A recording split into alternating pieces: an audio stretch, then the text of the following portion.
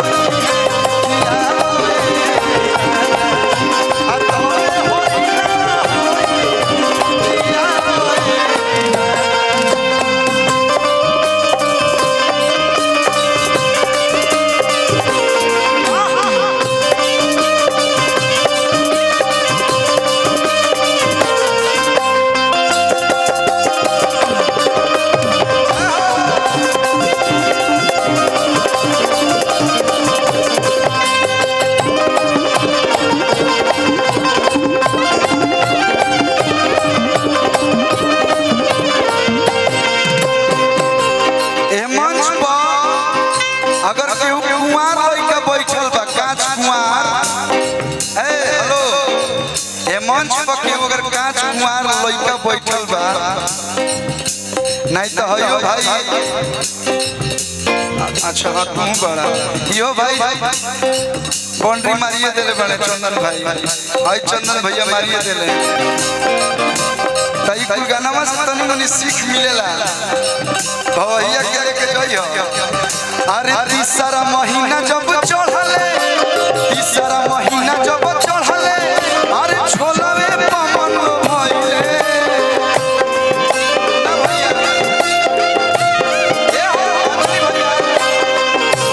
अंजनी भैया आजकल छोला पहले रहे कि सिंघाड़ा तीन मुहवा रहे या खाली छोला रहे लेकिन आजकल ऑप्शन आ गई बा। वो क्या होता है वो chowmein Maggi momos noodles noodles से तो लौकत है दही में लौकत है जी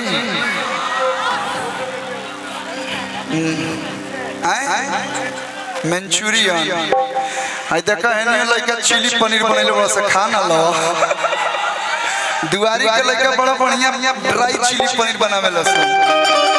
अरे तीसरा महीना जब चढ़ले अरे हई चाउमीन में बनावा लो भइले चौथा महीना जब चढ़ले मन मिठाई पमरलु भइले। अरे की खियावे राजा जी भैया तो खियावे राजा जी ना खइब तो न तलर चुना होरिला खियावे अरे तबे होरिला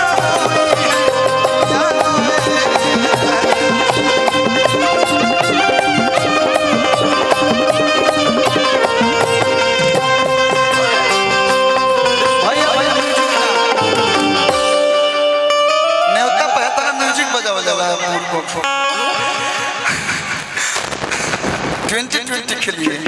अरे पांचवा महीना जब चढ़ले मन छिटका खाए के भइले आ छौवा महीना जब चढ़ले इमली पमवा मोरलु भइले तो खियावे राजा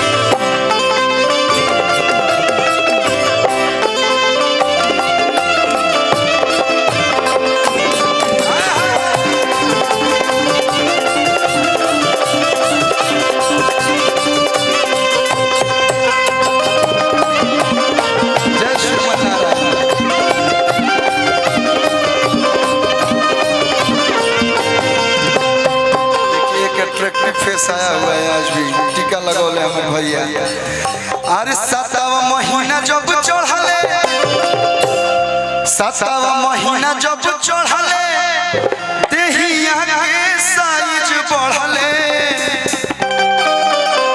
7 महीना लग भइल बा। देखिए हम जौन भी गाई ना सच गाते हैं, सच के सिवा मुझे कुछ नहीं आता है। देखिए उधर उधर देखिए राजा जी उधर है टूना भैया। देखो इमली या छोला मोमोज खियावे खातिर टूना भैया डुमराव से दिया ले गोलमर चला 12 तारीख के। अरे यार 7वां महीना जब चढ़ले देहिया के साइज बढ़ले। 8वां महीना जब चढ़ले और देहिया के दर्द बढ़ गइले।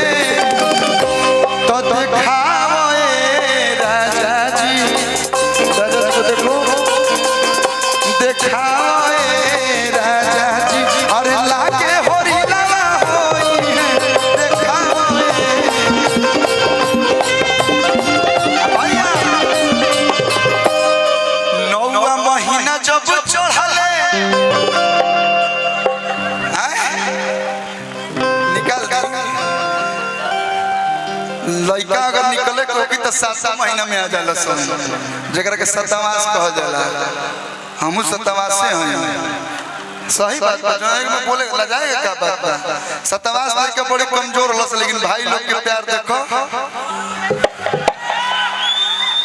कि अरे 9वां महीना जब चढ़ले विधायक जी अब बड़ी दुख से होरी लावा भइले।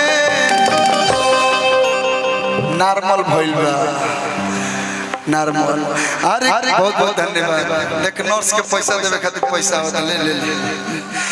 गुड्डू राय भैया की तरफ से बहुत सारा प्यारा आशीर्वाद कि 9वां महीना जब चढ़ले तब बड़ी दुख से होरी लावा भइले।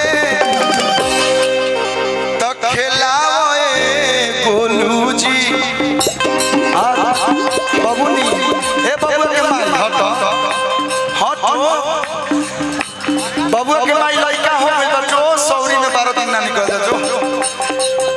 खेलावे गोलू जी अंजलि भैया देखिए जब पूरा नहीं के माने कि सब घर के पूरा में बैठ के गाज तक तू ही ते घरे गुजर नहीं खिस मानो तार प्रोग्राम हम देखनी है लेटेस्ट में के बहुत हम भाई नहीं बनाएंगे, हम क्या बनाएंगे सुनिए।